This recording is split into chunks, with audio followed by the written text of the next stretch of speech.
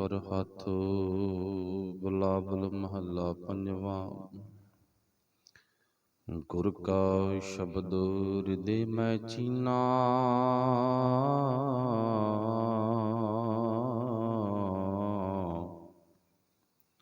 ਸਗਲ ਮਨੋਰਥ ਪੂਰਨ ਆਸੀਨਾ। ਸੰਤ ਜਨਾਂ ਕਾ ਮੁਖ ਉਜਲ ਕੀਨਾ, ਕਰ ਕਿਰਪਾ ਆਪਣਾ ਨਾਮ ਦੀਨਾ। ਰਹਾਉ ਅੰਧਕੂਪ ਤੇ ਕਰ ਕਹਿ ਲੀਨਾ, ਜੈ ਜੈਕਾਰ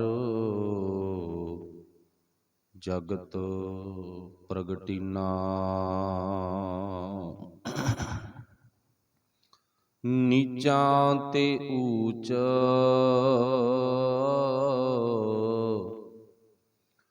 ਊਚ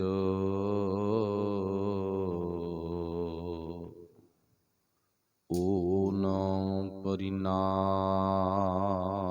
ਅੰਮ੍ਰਿਤ ਨਾਮ ਮਹਾ ਰਸ ਲੀਨਾ। ਅੰਮ੍ਰਿਤ ਨਾਮ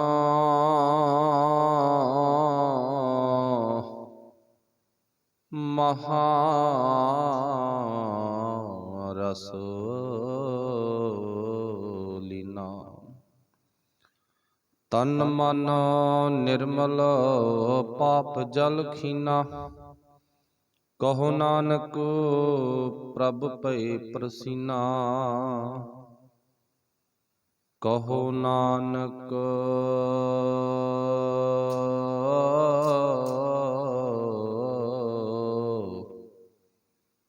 ਪ੍ਰਭ ਭਏ ਪ੍ਰਸੀਨਾ।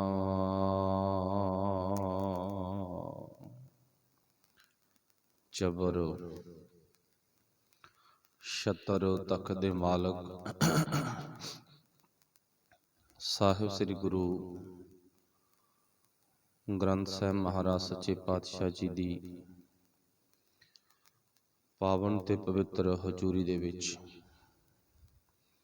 ਸੁਭਾਈਮਾਨ ਗੁਰੂ ਪਿਆਰਿਓ, ਆਪ ਸਾਰੇ ਵਡਭਾਗੇ ਹੋਂ, ਧੰਨਤਾ ਦੇ ਯੋਗ ਹੋਂ। ਆਓ ਗੁਰਬਾਣੀ ਦਾ ਲਾਹਾ ਪ੍ਰਾਪਤ ਕਰੀਏ। ਜਿੰਨਾ ਵੀ ਵਕਤ ਗੁਰਦੇਵ ਪਾਤਸ਼ਾਹ ਜੀ ਬਖਸ਼ਿਸ਼ ਕਰਨਗੇ, ਆਪਾਂ ਉਨੇ ਟਾਈਮ ਦੇ ਵਿੱਚ ਕੋਸ਼ਿਸ਼ ਕਰਾਂਗੇ ਵੱਧ ਤੋਂ ਵੱਧ ਗੁਰਬਾਣੀ ਦਾ ਲਾਭ ਪ੍ਰਾਪਤ ਕਰ ਸਕੀਏ। ਵਿਚਾਰ ਦੀ ਆਰੰਭਤਾ ਤੋਂ ਪਹਿਲਾਂ ਹੀ ਆਪਸ ਵਿੱਚ ਸ਼ਹੀਦ ਪਿਤਾ ਦੇ ਪੁੱਤਰ, ਸ਼ਹੀਦ ਪੁੱਤਰਾਂ ਦੇ ਪਿਤਾ, ਪੂਰੀ ਦੁਨੀਆ ਦੇ ਵਿੱਚ ਇੱਕੋ ਇੱਕ ਮਹਾਨ ਸ਼ਖਸੀਅਤ ਦਸ਼ਮੇਸ਼ ਪਿਤਾ ਗੁਰੂ ਗੋਬਿੰਦ ਸਿੰਘ ਮਹਾਰਾਜ ਵੱਲੋਂ ਬਖਸ਼ਿਸ਼ ਕੀਤੀ ਹੋਈ ਫਤਿਹ। ਫਤਿਹ ਨੂੰ ਪਿਆਰ ਦੇ ਵਿੱਚ ਸਭ ਨੇ ਬੁਲਾਉਣਾ ਜੀ। ਆਖਿਓ ਵਾਹਿਗੁਰੂ ਜੀ ਕਾ ਖਾਲਸਾ, ਵਾਹਿਗੁਰੂ ਜੀ ਕੀ ਫਤਿਹ। ਜੋ ਸ਼ਬਦ ਆਪਾਂ ਗਾਇਨ ਕੀਤਾ ਹੈ, ਇਸ ਪਾਵਨ ਸ਼ਬਦ ਅੰਦਰ ਸਤਿਗੁਰੂ ਗੁਰੂ ਅਰਜਨ ਸਾਹਿਬ ਮਹਾਰਾਜ ਨੇ ਬਖਸ਼ਿਸ਼ ਕੀਤੀ ਆ। ਜੋ ਰਹਾਉ ਦਾ ਬੰਦ ਹੈ ਇਸ ਪਾਵਨ ਸ਼ਬਦ ਦੇ ਵਿੱਚ, ਉਹਦੇ ਵਿੱਚ ਧੰਨ ਗੁਰੂ ਅਰਜਨ ਦੇਵ ਮਹਾਰਾਜ ਜੀ ਕੀ ਕਹਿੰਦੇ ਨੇ? ਸੰਤ ਜਨਾਂ ਕਾ ਮੁਖ ਉਜਲ ਕੀਨਾ, ਕਰ ਕਿਰਪਾ ਆਪਣਾ ਨਾਮ ਦੀਨਾ। ਰਹਾਉ। ਬੜੀ ਸੋਹਣੀ ਵਿਚਾਰ ਪਾਤਸ਼ਾਹ ਨੇ ਬਖਸ਼ਿਸ਼ ਕੀਤੀ ਆ। ਸਾਨੂੰ ਕੀ ਪ੍ਰੂਫ ਹੈ? ਗੁਰੂ ਪਾਤਸ਼ਾਹ ਦੀ ਪਾਵਨ ਬਾਣੀ ਦੀ ਜਿਹੜੀ ਵਿਚਾਰ ਆ ਉਹ ਬਹੁਤ ਸੋਹਣੀ ਹੈ। ਸਾਡੇ ਕੋਲ ਕੀ ਇਸ ਗੱਲ ਦਾ ਸਬੂਤ ਆ? ਪਰ ਮੰਨਣਾ ਪਵੇਗਾ। ਆਮ ਹੀ ਆਪਣੀ ਇੱਕ ਕਹਾਵਤ ਆ, ਬੋਲੀ ਆ ਵੀ ਮਨੁੱਖ ਦੀ ਅਕਲ ਦਾ ਅੰਦਾਜ਼ਾ ਮਨੁੱਖ ਦੀ ਸ਼ਕਲ ਤੋਂ ਲੱਗ ਜਾਂਦਾ ਹੁੰਦਾ। ਚਲੋ 100% ਨਹੀਂ, ਆਪਾਂ 70 ਮੰਨ ਲਓ ਵੀ 70% ਅੰਦਾਜ਼ਾ ਜਿਹੜਾ ਇਹ ਸਹੀ ਨਿਕਲ ਆਉਂਦਾ। ਤੇ ਮੇਰੇ ਗੁਰੂ ਦਾ ਸ਼ਬਦ, ਮੇਰੇ ਗੁਰੂ ਦੀ ਬੋਲੀ, ਮੇਰੇ ਗੁਰੂ ਦੀ ਸ਼ਕਲ, ਦਰਸ਼ਨ ਜੋ ਆਪਾਂ ਕਰਦੇ ਹਾਂ, ਇਹ ਸਾਨੂੰ ਸਬੂਤ ਦਿੰਦੇ ਨੇ ਵੀ ਪਿਆਰ ਵਾਲੇ ਤੇਰੇ ਗੁਰੂ ਦੀ ਜੇ ਬੋਲੀ ਵਧੀਆ ਨਾ, ਸ਼ਕਲ ਵਧੀਆ ਨਾ, ਤਾਂ ਉਹਦੀ ਅਕਲ, ਵਿਵੇਕਤਾ, ਸਿਆਣਪ ਉਹ ਬਹੁਤ ਸਿਰੇ ਦੀ ਆ, ਤੇ ਉਹਨੂੰ ਤੂੰ ਅਪਣਾ ਲਾ। ਉਹਨੂੰ ਤੂੰ ਆਪਣੀ ਜ਼ਿੰਦਗੀ 'ਚ ਵਰਤਣ ਦਾ ਢੰਗ ਸਿੱਖ ਲਾ। ਬਸ ਆਹ ਗੱਲ ਪਾਤਸ਼ਾਹ ਨੇ ਸਾਨੂੰ ਸਮਝਾ ਦਿੱਤੀ, ਪ੍ਰੂਫ ਦੇ ਦਿੱਤਾ। ਤੇ ਆਪਣੀ ਇਹ ਵੀ ਗੱਲ ਨਾਲ ਆ ਵੀ ਜਿੱਥੇ ਗੁਰੂ ਪਾਤਸ਼ਾਹ ਜੀ ਦਾ ਦੀਦਾਰ ਅਸੀਂ ਕਰਦੇ ਆ ਅੱਖਾਂ ਦੇ ਨਾਲ, ਤੇ ਉੱਥੇ ਸੁਰਤ ਦੇ ਨਾਲ ਸ਼ਬਦ ਦੀ ਵਿਚਾਰ ਨੂੰ ਪਕੜਨਾ ਹੁੰਦਾ। ਤਾਈਓ ਗੁਰੂ ਸਾਹਿਬ ਨੇ ਅੱਜ ਦੀ ਜਿਹੜੀ ਗੱਲ ਕੀਤੀ ਹੈ, ਕਹਿੰਦੇ ਜਿਨ੍ਹਾਂ ਦਾ ਜੀਵਨ ਦਾ ਸੰਬੰਧ ਸਾਫ਼ ਮੁਖ ਵਾਲੇ ਗੁਰੂ ਨਾਲ ਜੁੜ ਗਿਆ, ਜਿਹਨੂੰ ਇੱਥੇ ਉਜਲ ਲਫ਼ਜ਼ ਵਰਤਿਆ ਹੈਗਾ, ਉਜਲਾ, ਰੌਸ਼ਨ ਕਰਨ ਵਾਲਾ ਮੁਖੜਾ, ਜਗਮਗ ਜਗਮਗ ਕਰਦਾ ਹੋਇਆ ਮੁਖੜਾ, ਤੇਜ ਪ੍ਰਤਾਪ ਵਾਲਾ ਮੁਖੜਾ। ਪ੍ਰਚੰਡ ਕਹਿ ਦਿੰਦੇ ਆ, ਤੇਜ ਕਹਿ ਦਿੰਦੇ ਆ। ਤੇ ਇਹ ਬਖਸ਼ਿਸ਼ ਕਿੱਥੇ ਆ? ਗੁਰੂ ਕੋਲੇ ਆ। ਗੁਰੂ ਦਾ ਮੁਖੜਾ ਹੀ ਤੇਜ ਤਪ ਵਾਲਾ, ਗੁਰੂ ਦਾ ਮੁਖੜਾ ਹੀ ਸੋਹਣਾ ਹੈ। ਗੁਰੂ ਦਾ ਮੁਖੜਾ ਹੀ ਭਾਵ ਸਾਡੀ ਜ਼ਿੰਦਗੀ ਦੇ ਇੱਕ ਜ਼ਿੰਦਗੀ ਦੇ ਵਿੱਚ ਐਸਾ ਰੂਹਾਨੀਅਤ ਦਾ ਖਜ਼ਾਨਾ, ਜਿਹਦਾ ਮੁਖੜਾ ਵੇਖ ਕੇ, ਗੁਰੂ ਦਾ ਮੂੰਹ ਵੇਖ ਕੇ, ਮੁਖ ਵੇਖ ਕੇ, ਦਰਸ਼ਨ ਕਰਕੇ ਸੱਚਾਈ ਆ ਵੀ ਅਸੀਂ ਤ੍ਰਿਪਤ ਹੋ ਜਾਂਦੇ ਹਾਂ। ਦੂਜੀ ਗੱਲ, ਜਿਨ੍ਹਾਂ ਦਾ ਪੰਜਵੇਂ ਪਾਤਸ਼ਾਹ ਨੇ ਇੰਨਾ ਸੋਹਣਾ ਨਕਸ਼ਾ ਬਣਾਇਆ ਵੀ ਮੇਰੇ ਮਾਲਕ ਪਰਮੇਸ਼ਰ ਦਾ ਮੁਖ ਬਹੁਤ ਸੁੰਦਰ ਹੈ, ਤੇ ਜਿਹੜਾ ਵੀ ਵਿਅਕਤੀ ਪਰਮਾਤਮਾ ਰੂਪੀ, ਗੁਰੂ ਰੂਪੀ ਮੁਖੜੇ ਦੇ ਨਾਲ ਆਪਣੀ ਜ਼ਿੰਦਗੀ ਦਾ ਮਿਲਾਪ ਮੇਲ ਲਵੇ, ਮਤਲਬ ਆਪਾਂ ਗੁਰੂ ਵੱਲ ਮੁਖ ਕਰ ਲਗੇ, ਗੁਰੂ ਦੇ ਮੁਖ ਵਰਗਾ ਸਾਡਾ ਮੁਖ ਵੀ ਬਣ ਜਾਊਗਾ। ਇਹ ਗੁਰੂ ਦੀ ਵਡਿਆਈ ਆ, ਬਖਸ਼ਿਸ਼ ਆ। ਤਾਈਓ ਪਾਤਸ਼ਾਹ ਨੇ ਕਿਹਾ ਵੀ ਜੇ ਉਹਦੇ ਉਜਲੇ ਮੁਖ ਨਾਲ, ਪਵਿੱਤਰ ਮੁਖ ਨਾਲ, ਸਾਫ਼ ਮੁਖ ਨਾਲ, ਸੋਹਣੇ ਮੁਖੜੇ ਨਾਲ ਆਪਾਂ ਆਪਣੀ ਜ਼ਿੰਦਗੀ ਦਾ ਪੱਖ ਜੋੜ ਲਈਏ, ਤੇ ਅਸੀਂ ਵੀ ਉਜਲ ਜੀਵਨ ਵਾਲੇ ਹੋ ਜਾਾਂਗੇ, ਅਸੀਂ ਵੀ ਪਵਿੱਤਰ ਜੀਵਨ ਵਾਲੇ ਹੋ ਜਾਾਂਗੇ, ਅਸੀਂ ਵੀ ਸੋਹਣੇ ਮੁਖੜੇ ਵਾਲੇ ਬਣ ਜਾਾਂਗੇ। ਤੇ ਨਹੀਂ, ਸਾਨੂੰ ਬਹੁਤ ਘੱਟ ਵਿਸ਼ਵਾਸ ਆ ਇਸ ਗੱਲ ਤੇ, ਜਿਹੜੀ ਗੱਲ ਇੱਥੇ ਗੁਰੂ ਸਾਹਿਬ ਨੇ ਸਾਨੂੰ ਸਮਝਾਈ ਆ। ਵਿਸ਼ਵਾਸ ਹੈ ਸਾਨੂੰ, ਕਾਸ ਤੇ ਵਿਸ਼ਵਾਸ ਆ?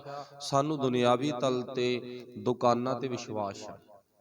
ਅਜੇ ਤੱਕ ਸਾਡੀ ਭਾਵਨਾ ਇੱਥੇ ਰੁਕੀ ਹੋਈ ਆ ਵੀ ਜੇ ਮੈਂ ਬਾਣੀ ਪੜ੍ਹਨ ਲੱਗ ਗਿਆ, ਅੰਮ੍ਰਿਤ ਛਕ ਲਿਆ, ਤਾਂ ਫਿਰ ਹੋ ਸਕਦਾ ਮੈਨੂੰ ਨਾਈਆਂ ਦੀਆਂ ਦੁਕਾਨਾਂ ਤੇ ਜਾਣ ਤੋਂ ਰੋਕ ਲੱਗ ਜੇ।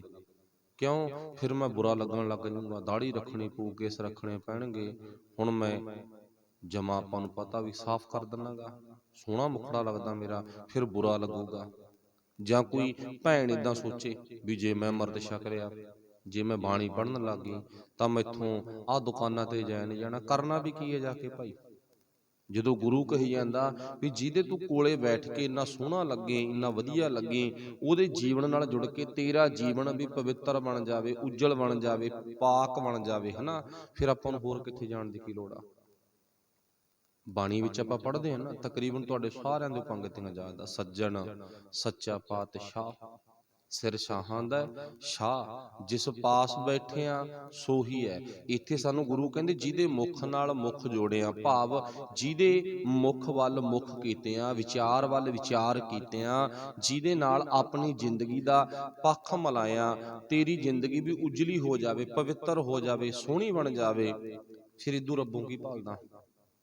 ਫਿਰ ਇੱਥੇ ਪਾਤਸ਼ਾਹ ਨੇ ਦ੍ਰਿਸ਼ਟਾਂਤ ਵੀ ਦੇ ਦਿੱਤਾ, ਭਾਵ ਸੱਜਣ ਸੱਚਾ ਪਾਤਸ਼ਾਹ, ਸਿਰ ਸਾਹਾਂ ਦਾ ਸ਼ਾਹ, ਜਿਸ ਪਾਸ ਬੈਠਿਆ, ਜਿਹਦੇ ਕੋਲੇ ਬੈਠਿਆ, ਅਸੀਂ ਸੋਹਣੇ ਲੱਗਣ ਲੱਗ ਜਾਂਦੇ ਆ। ਕਿਸੇ ਮੰਤਰੀ ਕੋਲੇ ਬਹਿ ਜਾਓ, ਲੋਕ ਗਾਲਾਂ ਹੀ ਕੱਢਣਗੇ। ਧਿਆਨ ਚ ਰੱਖਿਓ ਗੱਲ ਨੂੰ, ਇਸ਼ਾਰਾ ਹੀ ਕਾਫੀ ਹੈਗਾ। ਅਗਲਾ ਕਹਿੰਦਾ ਦੇਖ ਕਿੱਧਰ ਤੁਰਿਆ ਫਿਰਦਾ, ਧੱਕੇ ਖਾਂਦਾ। ਕਿਸੇ ਬਾਬੇ ਪਖੰਡੀ ਕੋਲੇ ਜਾ ਕੇ ਬਹਿ ਜਾਓ, ਲੋਕ ਬਦਦੁਆਵਾਂ ਹੀ ਦੇਣਗੇ। ਤੇ ਗੁਰੂ ਕੋਲੇ ਆ ਕੇ ਬਹਿ ਜਾਓ, ਭਾਵੇਂ ਗੁਰੂ ਕੋਲੇ ਸ਼ਰਾਬੀ ਆ ਕੇ ਬਹਿ ਜੇ, ਲੋਕ ਸ਼ਰਾਬੀ ਨੂੰ ਵੀ ਕਹਿਣਗੇ ਵਾਹ ਵੀ ਵਾਹ, ਸ਼ਾਬਾਸ਼ ਏ ਭਾਈ ਤੇਰੇ, ਤੂੰ ਗੁਰੂ ਕੋਲੇ ਆ ਕੇ ਬਹਿ ਗਿਆ। ਭਾਵੇਂ ਕੋਈ ਕਿੰਨੀ ਘਟੀਆ, ਭਾਵੇਂ ਕੋਈ ਕਿੰਨੀ ਵਧੀਆ, ਜਿਹੜਾ ਵੀ ਗੁਰੂ ਕੋਲੇ ਆ ਕੇ ਬਹਿ ਗਿਆ, ਉਹਦਾ ਜੀਵਨ ਪਵਿੱਤਰ ਹੈ। ਇਹ ਬਖਸ਼ਿਸ਼ ਹੈ ਮੇਰੇ ਮਾਲਕ ਦੀ। ਜਿਸ ਪਾਸ ਬੈਠੇ ਆ ਸੋਹੀ ਹੈ, ਸੋਹੀ ਹੈ ਤੋਂ ਭਾਵ ਸੋਹਣੇ ਲੱਗੀਦਾ, ਸਾਫ਼ ਹੋ ਜਾਈਦਾਗਾ, ਜ਼ਿੰਦਗੀ ਉਜਲ ਹੋ ਜਾਂਦੀ ਆ, ਸਾਫ਼ ਹੋ ਜਾਂਦਾ ਸਾਡਾ ਜੀਵਨ, ਪਤਤ ਤੋਂ ਅਸੀਂ ਪਵਿੱਤਰ ਬਣ ਜਾਂਦੇ ਆ। ਜਿਸ ਪਾਸ ਬੈਠੇ ਆ ਸੋਹੀ ਹੈ, ਸਭਨਾ ਦਾ ਵਿਸਾਹ।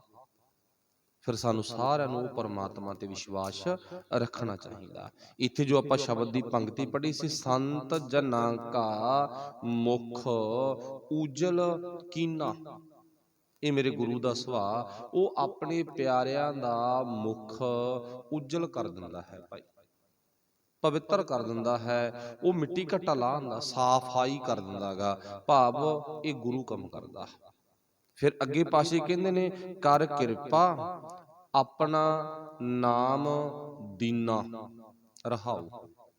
ਕਰ ਕਿਰਪਾ, ਹੁਣ ਮੇਰੇ ਮਾਲਕ ਨੇ ਮੇਰੇ ਤੇ ਕਿਰਪਾ ਕਰਤੀ, ਮੈਨੂੰ ਨਾ ਐਸੀ ਦਵਾਈ ਦੇ ਦਿੱਤੀ, ਐਸੀ ਵਾਹਿਗੁਰੂ ਨੇ ਮੈਨੂੰ ਖੁਰਾਕ ਦੇ ਦਿੱਤੀ, ਜਿਹੜੀ ਖੁਰਾਕ ਲੈਣ ਦੇ ਨਾਲ, ਦਵਾਈ ਲੈਣ ਦੇ ਨਾਲ ਨਾ ਮੈਂ ਪਵਿੱਤਰ ਜੀਵਨ ਵਾਲਾ ਬਣ ਗਿਆ।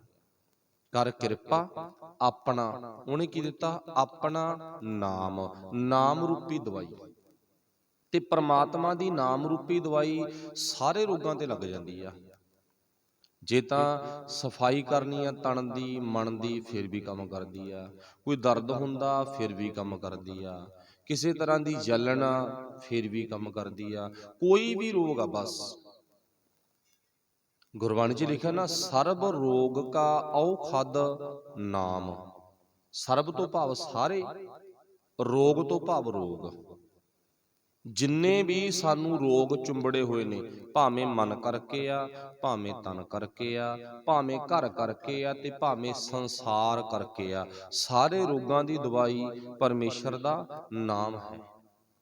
ਸਾਰੇ ਰੋਗਾਂ ਦੀ ਦਵਾਈ ਪਰਮਾਤਮਾ, ਪਰਮੇਸ਼ਰ ਦਾ ਨਾਮ। ਬਾਣੀ ਚ ਕਿੰਨੀਆਂ ਤੁਕਾਂ ਆਉਂਦੀਆਂ ਨੇ, ਦੁੱਖ ਭੰਜਨ ਤੇਰਾ ਨਾਮ ਜੀ, ਦੁੱਖ ਭੰਜਨ ਤੇਰਾ ਨਾਮ। ਉੱਥੇ ਵੀ ਲਿਖਿਆ ਵੀ ਦੁੱਖਾਂ ਨੂੰ ਖੰਡਣ ਵਾਲਾ ਹੀ ਤੇਰਾ ਨਾਮ ਹੈ, ਦੁੱਖਾਂ ਨੂੰ ਖਤਮ ਕਰਨ ਵਾਲਾ। ਪਰ ਸਾਡਾ ਵਿਸ਼ਵਾਸ ਹੋਵੇ, ਸਾਡੇ ਅੰਦਰ ਇੱਕ ਗੁਰੂ ਪ੍ਰਥਾਏ ਯਕੀਨ ਹੋਵੇ, ਭਰੋਸਾ ਹੋਵੇ ਵੀ ਜੋ ਗੁਰੂ ਕਹਿ ਰਿਹਾ ਗਾ, ਇਹ ਝੂਠ ਤਾਂ ਹੋ ਹੀ ਨਹੀਂ ਸਕਦਾ। ਬਸ ਜੋ ਗੁਰੂ ਨੇ ਕਹਿਤਾ ਨਾ, ਝੂਠ ਤਾਂ ਹੋ ਹੀ ਨਹੀਂ ਸਕਦਾ, ਗੱਲ ਖਤਮ। ਬਸ ਸੱਚ ਹੀ ਸੱਚ ਆ, ਗੁਰੂ ਦੇ ਕਹੇ ਹੋਏ ਬੋਲਾਂ ਤੇ ਸਾਡਾ ਵਿਸ਼ਵਾਸ ਬਣ ਜਾਵੇ। ਫਿਰ ਦੁਬਾਰਾ ਪੰਕਤੀ ਪੜ੍ਹੀਏ ਆਪਾਂ। ਪਾਤਸ਼ਾਹ ਜੀ ਕਹਿੰਦੇ, ਕਰ ਕਿਰਪਾ ਆਪਣਾ ਨਾਮ ਦੀਨਾ। ਉਹ ਜਿਨ੍ਹਾਂ ਤੇ ਤੁਰਟ ਪੈਂਦਾ, ਨਾਮ ਦੀ ਦਵਾਈ ਦਾਤ ਦੇ ਦਿੰਦਾ ਹੈ। ਫਿਰ ਪਾਤਸ਼ਾਹ ਜ਼ਿਕਰ ਕਰਦੇ ਨੇ, ਗੁਰ ਕਾ ਸ਼ਬਦ, ਗੁਰੂ ਦਾ ਸ਼ਬਦ, ਪਰਮੇਸ਼ਰ ਦੇ ਬੋਲ, ਰੱਬ ਦੀ ਬਾਣੀ। ਜਿਵੇਂ ਇਹਦੇ ਚ ਸਾਨੂੰ ਸ਼ੱਕ ਨਹੀਂ ਹੋਣਾ ਚਾਹੀਦਾ ਵੀ ਇਹ ਬਾਣੀ ਰੱਬ ਦੀ ਨਹੀਂ ਹੈ। ਸਾਨੂੰ ਇਹਦੇ ਤੇ ਕਿਸੇ ਤਰ੍ਹਾਂ ਦੀ ਨਾ ਦੁਵਿਧਾ ਨਹੀਂ ਹੋਣੀ ਚਾਹੀਦੀ ਵੀ ਇਹ ਬਾਣੀ ਪਰਮੇਸ਼ਰ ਪਰਮਾਤਮਾ ਦੀ ਨਹੀਂ ਹੈ। ਪਹਿਲਾਂ ਤਾਂ ਇਹ ਯਕੀਨ ਬਣਾਓ, ਬਾਣੀ ਚ ਕਿੰਨੇ ਥਾਈਂ ਲਿਖਿਆ, ਆਪ ਨਰੈਣ ਕਲਾ ਧਾਰ ਜਗ ਮੈਂ ਪਰਵਰਿਓ।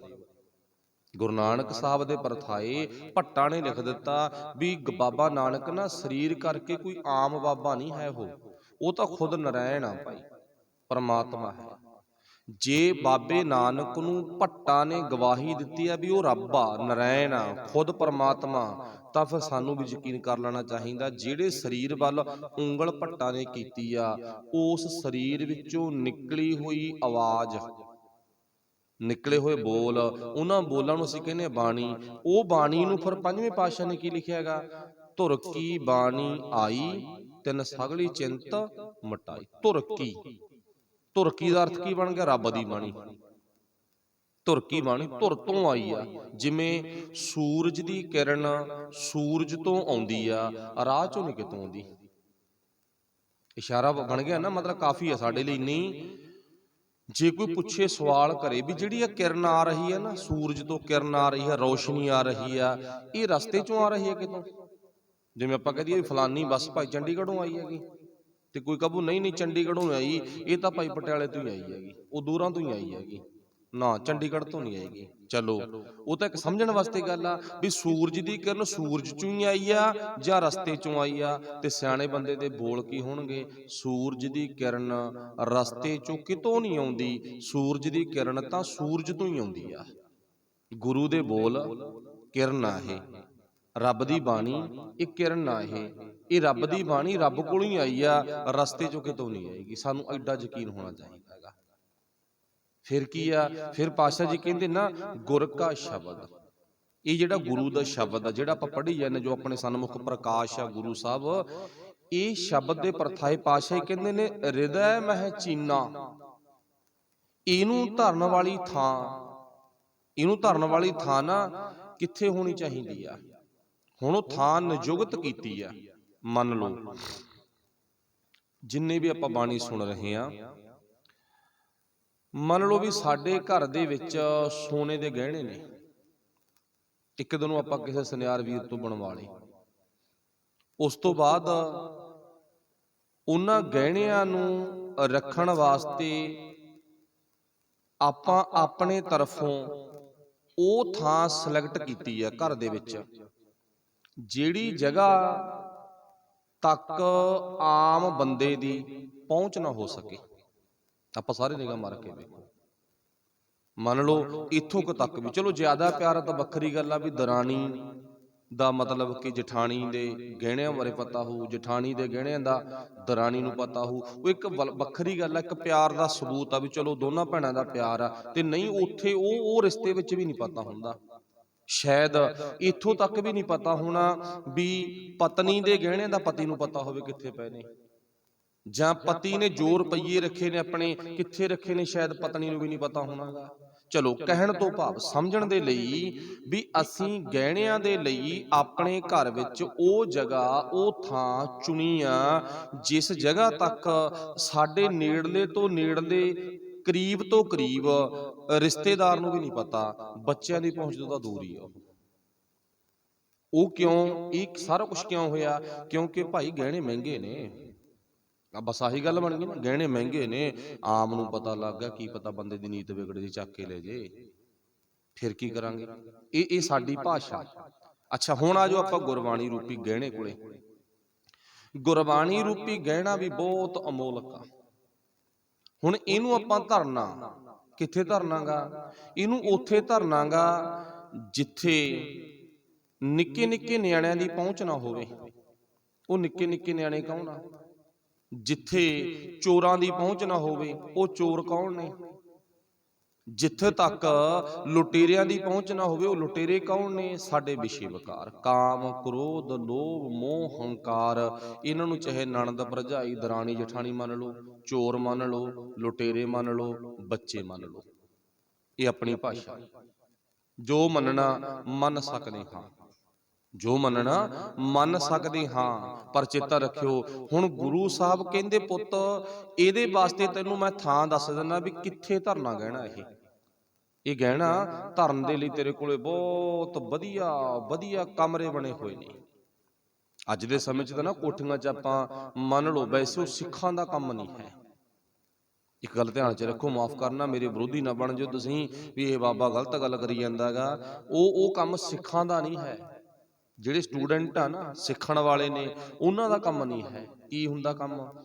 ਕੋਠੀ ਬਣ ਰਹੀ ਆ, ਬਣ ਰਹੀ ਨਾ, ਮਕਾਨ ਬਣ ਰਿਹਾ ਹੈਗਾ, ਜਿੱਥੇ ਕੋਈ ਵਾਧੂ ਦੀ ਥਾਂ ਬਚ ਜਾਂਦੀ ਆ ਉੱਥੇ ਕੋਈ ਕੋਠੀ ਦਾ ਨਕਸ਼ਾ ਬਣਾਉਣਾ। ਕੀ ਕਹਿੰਦਾ? ਇਹ ਜੀ ਤੁਹਾਡਾ ਪੂਜਾ ਰੂਮ ਆ। ਸਿੱਖ ਤਾਂ ਪੁਜਾਰੀ ਹੈ ਹੀ ਨਹੀਂ ਕਿਸੇ ਦਾ, ਪਰ ਸਿੱਖਾਂ ਦੇ ਘਰਾਂ 'ਚ ਮੰਦਿਰ ਬਣ ਗਏ।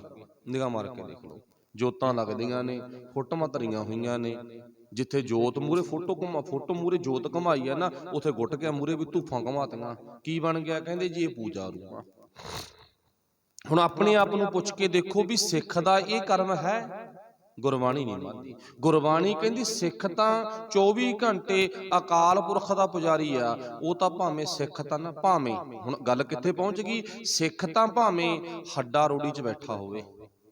ਮੰਨ ਲਓ ਕੋਈ ਸਿੱਖ ਆ ਨਾ, ਕੰਮ ਕਰਦਾ ਮਰੇ ਪਸ਼ੂ ਚੱਕਣ ਦਾ, ਹੱਡਾ ਰੋੜੀ 'ਚ ਬੈਠਾ ਗਾ, ਤੇ ਉਹਨੂੰ ਪੁੱਛ ਕੇ ਤੇਰਾ ਪੂਜਾ ਰੂਮ ਕਿੱਥੇ ਆ, ਉਹਨੂੰ ਪੁੱਛਣਾ ਆਪਾਂ ਜਾ ਕੇ ਸਾਰਿਆਂ ਨੇ ਇਕੱਠੇ ਹੋ ਕੇ ਵੀ ਭਾਈ ਸਾਨੂੰ ਨੀ ਤੇਰਾ ਪੂਜਾ ਰੂਮ ਦਿੰਦਾ, ਘਰ ਤੇਰਾ ਨਿੱਕਾ ਜਾ, ਤੇਰੇ ਘਰ 'ਚ ਤਾਂ 10-20 ਕੁੱਤੇ ਵੀ ਫਿਰਦੇ ਨੇ। ਅੱਜ ਤਾਂ ਕੁੱਤੇ ਪਾਲਣਾ ਸ਼ੌਂਕ ਹੋ ਗਿਆ, ਪਹਿਲਾਂ ਕੁੱਤੇ ਰੱਖਣਾ ਕਿਹਦਾ ਕੰਮ ਸੀਗਾ, ਜਿਹੜੇ ਮਰੇ ਪਸ਼ੂਆਂ ਦਾ ਕੰਮ ਕਰਦੇ ਚੱਕਦੇ ਸੀ, ਉਹਨਾਂ ਨੂੰ ਖੰਘਾਰੂ ਕੁੱਤੇ ਮਤਲਬ ਕਿ ਮਾਸ ਨੋਚਣ ਵਾਲੇ ਕੁੱਤੇ ਰੱਖਣੇ ਪੈਂਦੇ ਸੀ, ਮਾਸ ਨੂੰ ਸਮੇਟਣ ਦੇ ਲਈ, ਗੰਦਗੀ ਨੂੰ ਖਤਮ ਕਰਨ ਦੇ ਲਈ। ਅੱਜ ਸਰਦਾਰਾਂ ਦੇ ਕਾਕੇ ਕੁੱਤਿਆਂ ਪਿੱਛੇ ਪੈ ਗਏ। ਚਲੋ ਇੱਕ ਅਲੱਗ ਵਿਸ਼ਾ ਹੈਗਾ, ਮਾਫ ਕਰਨਾ, ਉਹ ਗੱਲ ਉਧਰ ਵਗ ਜਾਂਦੀ ਆ। ਹੁਣ ਗੱਲ ਕੀ ਹੈ ਇੱਥੇ ਵੀ ਆਪਾਂ ਉਹਨੂੰ ਪੁੱਛੀਏ ਜਿਹੜਾ ਹੱਡਾ ਰੋੜੀ 'ਚ ਕੰਮ ਕਰਦਾ, ਮਰੇ ਪਸ਼ੂ ਚੱਕਦਾ ਗਾ, ਵੱਢਦਾ ਗਾ, ਉਹਦੇ 24 ਘੰਟੇ ਮਾਸ 'ਚ ਹੀ ਹੱਥ ਰਹਿੰਦਾ ਗਾ। ਉਹ ਕਹਿੰਦਾ ਮੇਰਾ ਪੂਜਾ ਰੂਮ ਤਾਂ ਭਾਈ ਦੁਨੀਆ ਦੇ ਲਈ ਤਾਂ ਕਿਤੇ ਵੀ ਨਹੀਂ ਹੈ, ਤੇ ਨਾ ਹੀ ਮੈਂ ਪੂਜਾ ਰੂਮ ਆਪਣਾ ਬਣਾ ਸਕਦਾ, ਮੈਂ ਤਾਂ ਹੱਡਾ ਰੋੜੀ 'ਚ ਬੈਠਾ ਹੋਇਆ ਆਪਣੇ ਹਿਰਦੇ ਦੇ ਵਿੱਚ ਹੀ ਪੂਜਾ ਰੂਮ ਬਣਾਈ ਬੈਠਾਂਗਾ। ਆਹ ਪਰਿਭਾਸ਼ਾ ਸਿੱਖ ਦੀ ਆ। ਚਲੋ ਇੱਥੇ ਕੰਮ ਵੱਡਾ ਛੋਟਾ ਨਹੀਂ, ਕੰਮ ਕਿਸੇ ਦਾ ਕੋਈ ਵੀ ਹੋ ਸਕਦਾ, ਕੋਈ ਗੋਹੇ ਕੂੜੇ ਦਾ ਕੰਮ ਕਰਦਾ, ਕੋਈ ਕੁਰਸੀ ਤੇ ਬੈਠਾ, ਕੋਈ ਮਾਸਟਰ ਆ, ਕੋਈ ਡਾਕਟਰ ਆ, ਕੋਈ ਜੱਜ ਆ, ਕੋਈ ਇੰਜੀਨੀਅਰ ਆ। ਇਹ ਤਾਂ ਕੰਮ ਦੀਆਂ ਵੰਡੀਆਂ ਦੇ ਆਧਾਰ ਤੇ ਸਾਡੀ ਸੋਚ ਵੰਡੀ ਗਈ। ਸਾਡੀ ਸੋਚ ਵੰਡੀ ਗਈ ਵੀ ਇੱਕ ਕਾਕਾ ਵੱਡਾ ਬਣ ਗਿਆ ਤੇ ਇੱਕ ਵਿਚਾਰਾ ਕੰਮ ਕਰਨ ਵਾਲਾ ਰਹਿ ਗਿਆ, ਉਹ ਜ਼ੀਰੋ ਹੋ ਗਿਆ, ਤੇ ਜਿਹੜਾ ਥੋੜਾ ਜਿਹਾ ਉੱਪਰ ਲੰਘ ਗਿਆ ਉਹ ਹੀਰੋ ਬਣ ਗਿਆ। ਇਹ ਸਾਡੀ ਸੋਚ ਨੇ ਕਬੂਲ ਕੀਤਾ, ਪਰ ਬਾਬੇ ਨਾਨਕ ਦੀ ਸੋਚ ਨੇ ਕਬੂਲ ਨਹੀਂ ਕੀਤਾ। ਉੱਥੇ ਪਾਤਸ਼ਾਹ ਨੇ ਦੱਸਦਾ ਸਿੱਖ ਦਾ ਕਰਮ ਨਹੀਂ ਸਪੈਸ਼ਲ ਖੂੰਜੇ ਬਣਾਵੇ, ਸਪੈਸ਼ਲ ਮੰਦਰ ਬਣਾਵੇ, ਸਿੱਖ ਦਾ ਕਰਮ ਤਾਂ ਆਪਣੇ ਹਿਰਦੇ ਦੇ ਵਿੱਚ ਹੀ ਪ੍ਰਮਾਤਮਾ ਦੀ ਪੂਜਾ ਕਰਦਾ। ਹਿਰਦੈ ਵਸਿਆ ਪਾਰ ਬ੍ਰਹਮ ਭਗਤਾਂ ਮੈਂ ਗਣਿਆ। ਭਗਤ ਧੰਨਾ ਜੀ ਨੇ ਵੀ ਕਿਹਾ ਨਾ, ਮੈਂ ਤਾਂ ਹਿਰਦੇ ਵਿੱਚ ਰੱਬ ਜੀ ਦਾ ਪਿਆਰ ਵੇਖ ਕੇ, ਹਿਰਦੇ ਵਿੱਚ ਪਰਮੇਸ਼ਰ ਪਰਮਾਤਮਾ ਦਾ ਪਿਆਰ ਵੇਖ ਕੇ, ਹਿਰਦੈ ਵਸਿਆ ਪਾਰ ਬ੍ਰਹਮ ਭਗਤਾਂ ਮੈਂ ਗਣਿਆ। ਇਹ ਬਿਦ ਸੁਣ ਕੇ ਜਾਟਰੂ ਉੱਠ ਭਗਤੀ ਲੱਗਾ। ਆਹ ਤਰੀਕਾ ਦੇਖ ਕੇ ਭਗਤ ਧੰਨਾ ਜੀ ਕਹਿੰਦਾ ਮੈਂ ਤਾਂ ਭਗਤੀ ਲੱਗ ਗਿਆ ਸੀ, ਮੈਂ ਤਾਂ ਰੱਬ ਦਾ ਨਾਮ ਜਪਣ ਲੱਗ ਗਿਆ ਸੀ। ਅਸਾਂ ਚੁਣੇ ਕਿਹੜੇ ਕਿਹੜੇ ਨੇ, ਭਗਤ ਕਬੀਰ, ਨਾਮਦੇਵ, ਭਗਤ ਰਵਿਦਾਸ। ਭਗਤ ਰਵਿਦਾਸ ਆ ਨਾ, ਜਿਹਦੇ ਪਰਥਾਏ ਪੰਜਵੇਂ ਪਾਤਸ਼ਾਹ ਨੇ ਲਿਖਿਆ ਹੈਗਾ, ਕੀ ਲਿਖਿਆ ਹੈਗਾ, ਆਠ ਦਾਮ ਕੋ ਛੀਪਰੋ ਭਇਓ ਲਖੀਣਾ, ਅੱਧੀ ਕੌਡੀ ਦਾ ਛੀਂਬਾ ਲੱਖਾਂ ਦਾ ਬਣ ਗਿਆ। ਰਵਿਦਾਸ ਢਵੰਤਾ ਢੋਰ ਨੀਤ ਤਿਨ ਤਿਆਗੀ ਮਾਇਆ। ਭਗਤ ਰਵਿਦਾਸ ਜੀ ਦੇ ਸੰਬੰਧ ਚ ਪੰਜਵੇਂ ਪਾਤਸ਼ਾਹ ਨੇ ਸ਼ਾਬਾਸ਼ੇ ਦੇ ਬੋਲ ਲਿਖੇ ਨੇ, ਵਧਾਈ ਦੇ ਬੋਲ ਲਿਖੇ ਨੇ। ਮਰੇ ਪਸ਼ੂ ਚੱਕਣ ਵਾਲਾ ਵੀ ਰੱਬ ਦਾ ਪਿਆਰਾ ਹੈਗਾ, ਰੱਬ ਦਾ ਆਸ਼ਿਕ ਹੈ। ਦੁਨੀਆ ਆਸ਼ਕੀ ਕਰਦੀ ਆ, ਪਰ ਕਾਹਦੇ ਆਧਾਰ ਤੇ ਕਰਦੀ ਆ, ਰੁਪਈਆਂ ਦੇ ਆਧਾਰ ਤੇ ਜਾਂ ਚੰਮ ਦੇ ਆਧਾਰ ਤੇ। ਤੇ ਰੱਬ ਦੇ ਪਿਆਰਿਆਂ ਨੇ ਵੀ ਆਸ਼ਕੀ ਕੀਤੀ ਆ, ਪਰ ਉਹਨਾਂ ਨੇ ਗੁਣਾਂ ਦੇ ਆਧਾਰ ਤੇ ਕੀਤੀ ਆ, ਜਿਹਦੇ ਚ ਗੁਣ ਨੇਗੇ। ਚਲੋ ਹੁਣ ਉਹ ਕਹਿਣ ਤੋਂ ਭਾਵ ਵੀ ਆਪਾਂ ਨੂੰ ਗੁਰੂ ਸਾਹਿਬ ਨੇ ਦੱਸਿਆ ਸੀ ਵੀ ਤੂੰ ਥਾਂ ਸਿਲੈਕਟ ਕਰ ਜਿੱਥੇ ਪਰਮਾਤਮਾ ਦਾ ਨਾਮ ਰੂਪੀ ਗਹਿਣਾ ਰੱਖ ਸਕੇ। ਅਸੀਂ ਥਾਂ ਸਿਲੈਕਟ ਕਰ ਲਿਆ, ਉਹ ਆਪਾਂ ਸੁਣ ਲਿਆ ਸਾਰਾ, ਉਧਰ ਮੈਂ ਦੁਬਾਰਾ ਨਹੀਂ ਮੁੜਨਾ। ਹੁਣ ਆਪਾਂ ਥਾਂ ਸਿਲੈਕਟ ਕਰਨਾ ਕਿਹੜਾ, ਹਿਰਦਾ। ਇਹ ਸਭ ਤੋਂ ਵਧੀਆ ਥਾਂ, ਇਦੋਂ ਵਧੀਆ ਕਿਤੇ ਥਾਂ ਨਹੀਂ ਹੈ, ਇਦੋਂ ਵਧੀਆ ਕਿਤੇ ਵੀ ਥਾਂ ਨਹੀਂ ਹੈ। ਜਿਵੇਂ ਕਿ ਮੈਨੂੰ ਪਿਛਲੀ ਇੱਕ ਟੂਕ ਦੇਣੀ ਪਊ। ਹੁਣ ਤੁਹਾਨੂੰ ਸਾਰਿਆਂ ਨੂੰ ਪਤਾ, ਪਿਛਲੇ ਸਾਲਾਂ 'ਚ ਉਦੋਂ ਪਿੱਛੇ ਵਗ ਜਾਓ, ਤੀਜੀ ਦਫਾ ਫਿਰ ਉਦੋਂ ਪਿੱਛੇ ਵਗ ਜਾਓ, ਇੱਕ ਨਹੀਂ ਬਹੁਤ ਵਾਰੀ, ਇੱਕ ਨਹੀਂ ਬਹੁਤ ਵਾਰੀ ਗੁਰੂ ਗ੍ਰੰਥ ਸਾਹਿਬ ਮਹਾਰਾਜ ਜੀ ਦੀ ਪਾਵਨ ਤੇ ਪਵਿੱਤਰ ਬੀੜ ਨੂੰ ਵਿਰੋਧੀ ਧਿਰਾਂ ਵੱਲੋਂ ਮਚਾਇਆ ਵੀ ਗਿਆ, ਗਲੀਆਂ 'ਚ ਵੀ ਰੋਲਿਆ ਗਿਆ। ਹਰਮੰਦਰ ਸਾਹਿਬ ਤੇ ਅਟੈਕ ਵੇਲੇ ਇੱਕ ਨਹੀਂ ਅਨੇਕਾਂ ਥਾਵਾਂ ਤੇ ਅਟੈਕ ਹੋਇਆ। ਤੁਸੀਂ ਸਾਰਿਆਂ ਨੂੰ ਨਮੂਨਾ ਵੇਖਿਆ, ਗੁਰੂ ਗ੍ਰੰਥ ਸਾਹਿਬ ਦੀਆਂ ਬੀੜਾਂ ਨੂੰ ਵੀ ਗੋਲੀਆਂ ਨਾਲ ਭੁੰਨਤਾ ਸੀ। ਚਲੋ ਸਾਡੀ ਕੌਮ ਦੇ ਸਿਆਣੇ ਵਿਦਵਾਨ ਅੱਜ ਤੱਕ ਇਹ ਮਨੌਤੀ ਅਖੌਤੀ ਸਰਕਾਰਾਂ ਤੋਂ ਮੰਗਦੇ ਆਏ ਨੇ ਕਿ ਜਿਨ੍ਹਾਂ ਦੇ ਗੋਲੀਆਂ ਵੱਜੀਆਂ ਤੁਸੀਂ ਕਹਿੰਦੇ ਹੋ ਉਹ ਅੱਤਵਾਦੀ ਸੀ, ਗੁਰੂ ਗ੍ਰੰਥ ਸਾਹਿਬ ਵੀ ਅੱਤਵਾਦੀ ਆ। ਚਲੋ ਕਹਿਣ ਤੋਂ ਭਾਵ ਅਗਲੇ ਨੇ ਆਪਣਾ ਜੀ ਸਰਸਾ ਕਰ ਲਿਆ, ਚਾਹੇ ਗਲੀਆਂ 'ਚ ਪਾੜ ਕੇ ਸੁੱਟਤਾ ਗੁਰੂ ਸਾਹਿਬ ਨੂੰ, ਚਾਹੇ ਮਚਾਤਾ, ਚਾਹੇ ਗੋਲੀਆਂ ਮਾਰੀਆਂ, ਅਗਲੇ ਨੇ ਆਪਣਾ ਮਨ ਪਰਚਾਵਾ ਕਰ ਲਿਆ। ਪਰ ਰੱਬ ਦੇ ਪਿਆਰੇ ਕੀ ਕਹਿੰਦੇ ਆ, ਜਿਹੜਾ ਅਸਲੀ ਗੁਰੂ ਨੇ ਸਾਨੂੰ ਟਿਕਾਣਾ ਦੱਸਿਆ ਨਾ, ਜਿੱਥੋਂ ਗੋਲੀ ਭੁੰਨ ਨਾ ਸਕੇ, ਅੱਗ ਮਚਾ ਨਾ ਸਕੇ, ਕਿਸੇ ਤਰ੍ਹਾਂ ਦਾ ਹੋਰ ਕੋਈ ਵੀ ਚਾਂਸ ਨਾ ਵਾਪਰ ਸਕੇ, ਉਹ ਹਿਰਦਾ ਤੇਰਾ, ਹਿਰਦੇ 'ਚ ਗੁਰੂ ਨੂੰ ਸਾਂਭ ਲਾ ਬਸ। ਕੋਈ ਗੱਲ ਨਹੀਂ, ਬਾਹਰੀ ਤੌਰ ਤੇ ਸਿੱਖਾਂ ਦੀ ਬੇਅਦਬੀ ਹੋ ਜਾਂਦੀ ਆ, ਗੁਰੂ ਦੇ ਪਿਆਰਿਆਂ ਦੀ ਬੇਅਦਬੀ ਹੋ ਜਾਂਦੀ ਆ, ਗੁਰੂ ਦੀ ਵੀ ਭਾਵ ਵਿਰੋਧੀ ਤਰ੍ਹਾਂ ਬੇਅਦਬੀ ਕਰ ਜਾਂਦੀਆਂ ਨੇ। ਪਰ ਦੇਖੋ, ਬੇਅਦਬੀ ਸਾਡੇ ਲਈ ਸਹਾਰਨੀ ਬਹੁਤ ਗਲਤ ਆ, ਔਖਾ, ਮਾੜੀ ਗੱਲ ਆ, ਹਨਾ। ਪਰ ਇੱਥੇ ਗੁਰੂ ਨੇ ਸਾਨੂੰ ਸਮਝਾਤਾ, ਪਰ ਜੇ ਤੇਰੇ ਹਿਰਦੇ 'ਚ ਗੁਰੂ ਬੈਠਾ ਨਾ, ਉਹੀ ਗੁਰੂ ਸ਼ਬਦ ਹਿਰਦੇ 'ਚ ਬੈਠਾਗਾ, ਫਿਰ ਤੈਨੂੰ ਖਤਰਾ ਨਹੀਂ ਕੋਈ ਹੋਊਗਾ। ਫਿਰ ਇਸ਼ਾਰਾ ਲਓ, ਆਪਾਂ ਨੂੰ ਪਤਾ ਗੁਰੂ ਗ੍ਰੰਥ ਸਾਹਿਬ ਮਹਾਰਾਜ ਜੀ ਦੀ ਪਾਵਨ ਬੀੜ, 30 ਰਾਗਾਂ ਵਾਲੀ ਬੀੜ ਧੀਰ ਮੱਲਗੇ ਚੱਕ ਕੇ ਲੈ ਗਏ ਸੀ ਚੋਰ ਕੋਲ। 10ਵੇਂ ਪਾਤਸ਼ਾਹ ਨੇ ਮੰਗ ਵੀ ਕੀਤੀ ਸੀਗੀ ਵੀ ਬੀੜ ਦੇ ਦਿਓ ਭਾਈ, ਬੀੜ ਦੇ ਦਿਓ। ਕਹਿੰਦੇ ਨਾ, ਅਸੀਂ ਤਾਂ ਦਿੰਦੇ ਨਹੀਂ, ਕਬਜ਼ਾ ਕਰ ਲਿਆ ਉਹਨਾਂ ਨੇ ਧੱਕੇ ਨਾਲ। ਜਿਵੇਂ ਪਿਰਥੀ ਚੰਦ ਗੁਰੂ ਰਾਮਦਾਸ ਮਹਾਰਾਜ ਜੀ ਦੀ ਬਖਸ਼ਿਸ਼, ਦਸਤਾਰ ਜਿਹਨੂੰ ਆਪਾਂ ਪੱਗ ਕਹਿ ਲਓ, ਵੀ ਅੱਗੇ ਪੱਗ ਦਿੱਤੀ, ਬਾਬਾ ਬੁੱਢਾ ਜੀ ਨੇ ਪੱਗ ਦੀ ਰਸਮ ਨਿਭਾਉਣੀ ਹੈ ਨਾ, ਤੇ ਪੱਗ ਖੋ ਕੇ ਭੱਜ ਗਿਆ ਸੀ। ਕੀ ਕਹਿੰਦਾ? ਕਹਿੰਦਾ ਤਾਂ ਮੇਰੇ ਕੋਲੇ ਆ ਪੱਗ, ਤਾਂ ਕਹਿੰਦਾ ਪੱਗ ਤਾਂ ਮੇਰੇ ਕੋਲੇ ਆ ਗਈ ਨਾ, ਜ਼ਿੰਮੇਵਾਰ ਕੌਣ ਆ? ਮੈਂ ਆ। ਬਾਬਾ ਬੁੱਢਾ ਜੀ ਕਹਿੰਦੇ ਪੱਗਾਂ ਦੇ ਵਿੱਚ ਕੋਈ ਬਹੁਤਾ ਨਹੀਂ, ਪੱਗਾਂ ਦੇ ਵਿੱਚ ਕੋਈ ਬਹੁਤਾ ਨਹੀਂ, ਇਦਾਂ ਦਾ ਅਹਿਮ ਰੋਲ ਹੈਗਾ ਵੀ ਪੱਗ ਖੋ ਕੇ ਭੱਜ ਗਿਆ ਤੇ ਜ਼ਿੰਮੇਵਾਰ ਤੂੰ ਬਣ ਗਿਆ। ਕੋਈ ਗੱਲ ਨਹੀਂ, 5ਵੇਂ ਪਾਤਸ਼ਾਹ, ਆਪਾਂ ਪੱਗ ਉਹ ਬੰਨਣੀ ਆ ਜਿਹੜੀ ਪੱਗ ਤੈਥੋਂ ਖੋ ਕੇ ਨਾ ਲਿਜਾ ਸਕੇ।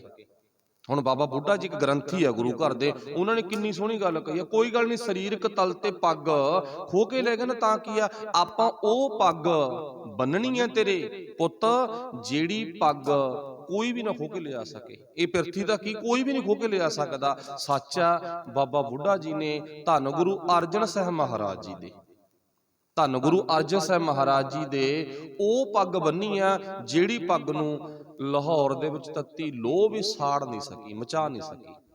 ਬਸ ਇਸ਼ਾਰਾ ਹੀ ਕਾਫੀ ਆ, ਗਿਆਨ ਦੀ ਪੱਗ ਬੰਨੀ ਹੈ, ਜਿਹਨੂੰ ਆਪਾਂ ਕਹਿ ਦਈਏ ਅਕਲ ਹੋਣੀ ਚਾਹੀਦੀ ਹੈ, ਹਿਰਦੇ 'ਚ ਰੱਬੀ ਵਾਸਾ ਹੋਣਾ ਚਾਹੀਦਾ, ਗੁਰੂ ਦਾ ਗਿਆਨ ਹੋਣਾ ਚਾਹੀਦਾਗਾ। ਚਲੋ, ਆਪਣੀ ਗੱਲ ਸੀ। ਬਾਬਾ ਵਾਹਿਗੁਰੂ ਗੁਰੂ ਗੋਬਿੰਦ ਸਿੰਘ ਮਹਾਰਾਜ ਜੀ ਨੇ ਮੰਗ ਮੰਗੀ ਸੀ, ਹਨਾ, ਵੀੜ ਦੇ ਦਿਓ, ਨਹੀਂ ਮੰਨੇ। ਇਸ਼ਾਰਾ ਹੀ ਆ।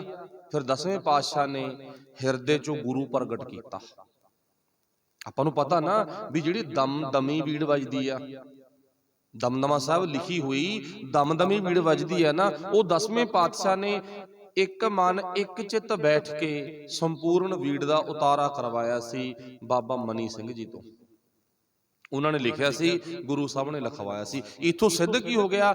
10ਵੇਂ ਪਾਤਸ਼ਾਹ ਦੇ ਹਿਰਦੇ 'ਚ ਬਾਣੀ ਸੀ, ਹਿਰਦੇ 'ਚ, ਤੇ ਉਹੀ ਹਿਰਦੇ ਦਾ ਜ਼ਿਕਰ ਅੱਜ ਕੀਤਾ 5ਵੇਂ ਪਾਤਸ਼ਾਹ ਨੇ, ਜਿਹੜੀ ਗੱਲ ਆਪਾਂ ਕਰ ਰਹੇ ਹਾਂ ਵੀ ਸਿੱਖਾ, ਤੇਰਾ ਹਿਰਦਾ ਵੀ ਇੰਨਾ ਵਿਸ਼ਾਲ ਹੋਣਾ ਚਾਹੀਦਾ, ਵਿਸ਼ਾਲ ਏਡਾ ਵੱਡਾ ਹੋਣਾ ਚਾਹੀਦਾ, ਤੇਰੇ ਹਿਰਦੇ 'ਚ ਵੀ ਰੱਬ ਦਾ ਵਾਸਾ, ਗੁਰੂ ਦਾ ਵਾਸਾ, ਗੁਰ ਸ਼ਬਦ ਦਾ ਵਾਸਾ ਹੋਣਾ ਚਾਹੀਦਾ। ਮਾਫ ਕਰਨਾ, ਜਿਹੜੀ ਅਗਲੀ ਗੱਲ ਆ ਮੈਂ ਇਹ ਕਹਿ ਦੇਵਾਂ, ਤੁਸੀਂ ਸਾਰੇ ਬੜੇ ਸਿਆਣੇ ਹੋ, ਸੂਝਵਾਨ ਹੋ, ਬੜੇ ਵਧੀਆ, ਤੁਹਾਡਾ ਜੀਵਨ ਬਹੁਤ ਸੋਹਣਾ, ਬਹੁਤ ਵਧੀਆ ਨਾ, ਪਰ ਜਿੱਥੋਂ ਤੱਕ ਆਪਾਂ ਸਾਰਿਆਂ ਨੇ ਰਲ ਕੇ ਨਿਗਾਹ ਮਾਰ ਕੇ ਵੇਖਣੀ ਆ, ਅੱਜ ਹਿਰਦੇ 'ਚੋਂ ਬਾਣੀ ਨਿਕਲ ਗਈ। ਜਿਹੜੇ ਹਿਰਦੇ ਦੀ ਗੱਲ ਗੁਰੂ ਕਰ ਰਿਹਾ ਨਾ, ਵੀ ਤੂੰ ਗਹਿਣਾ ਧਰ ਬਾਣੀ ਦਾ, ਕਿੱਥੇ ਰੱਖਣਾਗਾ? ਹਿਰਦੇ 'ਚ ਰੱਖ, ਥਾਂ ਇੱਥੇ ਸਿਲੈਕਟ ਕਰ ਲਾ। ਇਹਨੂੰ ਲੌਕ, ਇਹਦਾ ਪਾਸਵਰਡ ਤੈਨੂੰ ਹੀ ਪਤਾ ਹੋਣਾ ਚਾਹੀਦਾਗਾ, ਹੋਰ ਨੂੰ ਨਹੀਂ ਪਤਾ ਹੋਣਾ ਚਾਹੀਦਾ। ਦੁਨਿਆਵੀ ਪਾਸਵਰਡ ਤਾਂ, ਦੁਨਿਆਵੀ ਲੋਕਰ ਤਾਂ ਟੁੱਟ ਜਾਂਦੇ ਨੇ, ਪੱਟੇ ਜਾਂਦੇ ਨੇ, ਚੱਕ ਕੇ ਲੈ ਜਾਂਦਾ ਅਗਲਾ, ਪਰ ਆਹ ਲੋਕ 'ਚੋਂ ਗੁਰਬਾਣੀ ਖਤਮ ਨਹੀਂ ਹੋਵੇਗੀ। ਆਹ ਲੋਕ ਦੇ ਵਿੱਚ ਗੁਰਬਾਣੀ ਵਸਾ ਲੈ। ਫਿਰ ਆਪਾਂ ਪੰਗਤੀ ਪੜ੍ਹ ਲਓ, ਗੁਰ ਕਾ ਸ਼ਬਦ ਹਿਰਦੈ ਮਹਿ ਚੀਨਾ। ਚੀਨੇ ਤੋਂ ਭਾਵ ਜਾਣ ਪਛਾਣ ਕਰਨੀ। ਜਦੋਂ ਤੇਰੇ ਹਿਰਦੇ 'ਚ ਸ਼ਬਦ ਹੋਇਆ ਨਾ, ਫਿਰ ਤੈਨੂੰ ਜਾਣ ਪਛਾਣ ਕਰਨੀ ਸੌਖੀ ਹੋ ਜੂ ਭਾਈ, ਜਾਣ ਪਛਾਣ ਕਰਨੀ ਸੌਖੀ ਹੋ ਜੂ। ਸਗਲ ਮਨੋਰਥ ਪੂਰਨ ਅਸੀਨਾ। ਅਸੀਨਾ ਤੋਂ ਭਾਵ ਸੌਖਾ। ਜਦੋਂ ਹਿਰਦੇ 'ਚ ਹੀ ਗੁਰੂ ਬੈਠਾ ਹੋਇਆ ਨਾ, ਆਪਾਂ ਬਾਣੀ 'ਚ ਹੀ ਪੜ੍ਹਦੇ ਨੇ, ਘਰ ਬੈਠੇ ਗੁਰੂ ਧਿਆਇਓ, ਹਿਰਦਾ ਨਾਮ ਵਸਾਇਓ। ਕਈ ਵਾਰ ਨਾ ਉਹਦੇ ਅਰਥ ਗਲਤ ਕਰ ਲੈਂਦੇ, ਆਪਾਂ ਹੀ ਕਰ ਲੈਂਦੇ ਆ। ਕਹਿੰਦੇ ਨਹੀਂ ਜੀ, ਆਪਾਂ ਨੂੰ ਕਹਿੰਦੇ ਸਤ ਸੰਗਤ ਤਾਂ ਜਾਣ ਦੀ ਲੋੜ ਹੀ ਨਹੀਂ। ਕਹਿੰਦੇ ਕਿਉਂ? ਮੈਂ ਸੁਣਿਆ ਸੀ। ਕੀ ਸੁਣਿਆ ਸੀ? ਸੁਣਾਇਆ ਸੀ ਭਾਈ ਗ੍ਰੰਥੀ ਸਿੰਘ ਨੇ, ਕਹਿੰਦਾ ਨਾ, ਘਰ ਬੈਠੇ ਗੁਰੂ ਧਿਆਇਓ। ਕਹਿੰਦੇ ਘਰੇ ਘਰੇ ਬਸ ਰੱਬ ਰੱਬ ਕਰ ਲਿਆ ਕਰੋ, ਸਤ ਸੰਗਤ ਜਾਣ ਦੀ ਲੋੜ ਹੀ ਨਹੀਂ ਗੀ।